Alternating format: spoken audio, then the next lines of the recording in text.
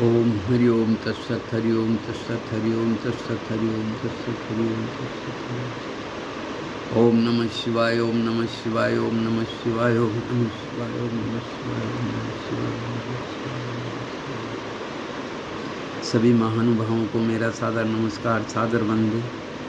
माताओं बहनों को चरण स्पर्श, छोटों को बहुत बहुत प्यार। आज मैं विहंगम योग का प्रधान सद्ग्रंथ सर्ववेद में भक्ति के बारे में चर्चा करूँगा कि समस्त कर्मों को भगवान को अर्पित कर देना और उनका थोड़ा सा भी विस्मरण होने पर परम व्याकुल होना ही भक्ति है। सामान्यतः भक्ति अपने से बड़े किसी पुरुष या देवता के प्रति श्रद्धा के भाव का नाम है, किंतु अधिकतर इस शब्द का प्रयोग केवल ईश्वर प्रेम के प्रति श्रद्धा अथवा उपासना के अर्थ में किया जाता है। वस्तुतः भक्ति साधना की चरम परिणति आत्मनिवेदन में होता है, जहाँ भक्तों को वास्तविक रसानुभूति होती है। यह रसानुभूति भक्तों के लिए ज्ञानियों की मुक्ति से कम महत्व की नहीं होती।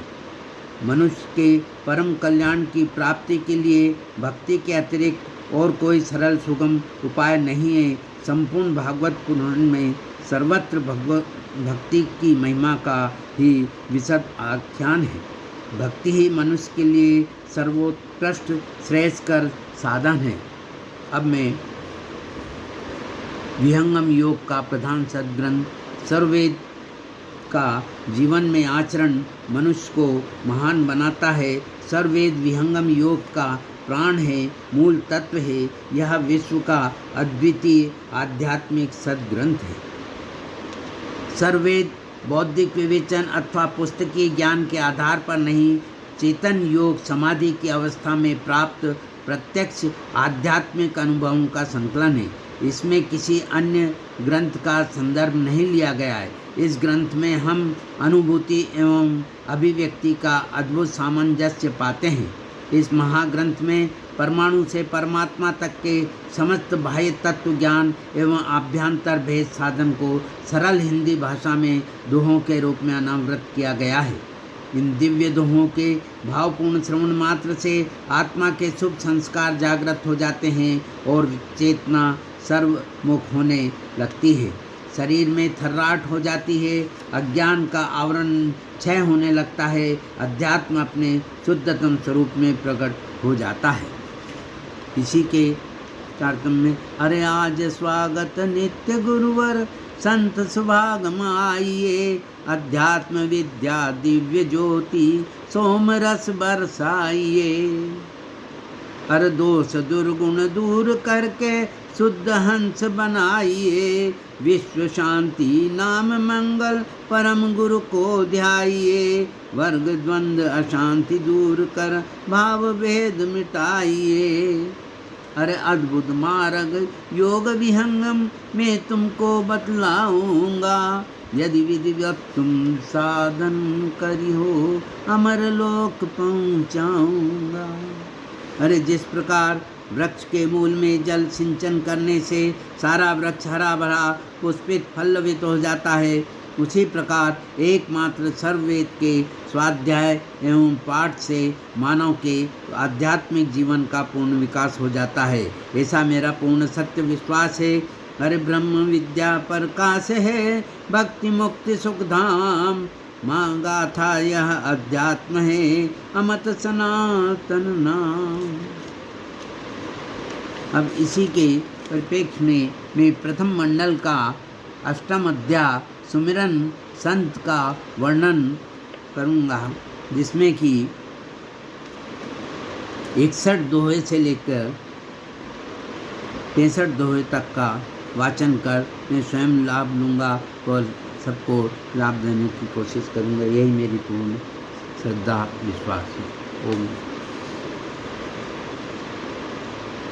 अर्वे हिरण्यमय कोश का ब्रह्मवेता को ज्ञान, मूढ़ताई जाने नहीं जानना जगत सयान। स्कंभ पदार्थ कौन है, स्कंभ कवन है देव, ऋषि मुनि जेहि खोजत फिरे, करे प्रजापति सेव। इसकम सकल आधार है, अंतर गहन गंभीर, देव सदा फल गुण है, गहराई अति तीर। अब मैं इसका हिंदी भाष्य प्रस्तुत करूँगा। इसकम समस्त जगत का आधार है, वह अत्यंत सूक्ष्मांतर अंतर्निहित तत्व है। इसकम के आधार पर ही समस्त चराचर जगत निर्मित होकर स्थित है।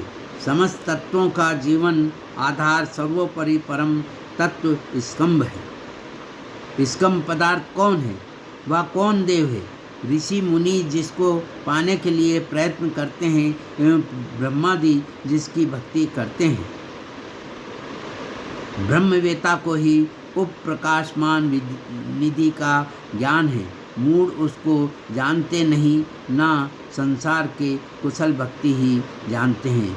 ओम। अब मैं आपको एक छोटा सा भजन प्रस्तुत कर रहा हूँ।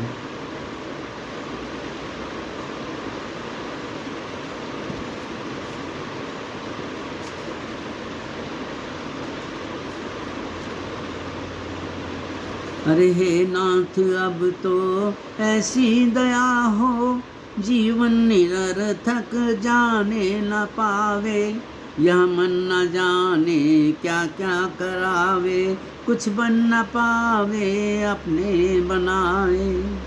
संसार में ही आसक्त रहकर दिन रात अपने मतलब की कहकर, सुख के लिए लाखों दुख सहकर यह दिन अभी तक यूं ही बिताए। अरे ऐसा जगा दो फिर सो न जाऊं, अपने को निष्काम प्रेमी बनाऊं, मैं आपको चाहूं और पाऊं, संसार का भय रह कुछ न जाए। अरे वह योग्यता दो सत्कर्म कर लूं, अपने हृदय में सद्भाव धर लूं, नर्तन है साधन भव सिंधु तर लूं, ऐसा समय फिर आए ना आए। हे नाथ मुझे निरभिमानी बना दो, दारिद्र हर लो दानी बना दो, आनंदमय विज्ञानी बना दो, मैं हूँ तुम्हारी आशा लगाए। हे नाथ अब तो ऐसी दया हो, जीवन निरर्थक जाने न पावे, यह मन न जाने क्या क्या करावे, कुछ बन न पावे अपने बनावे। ओम शांति।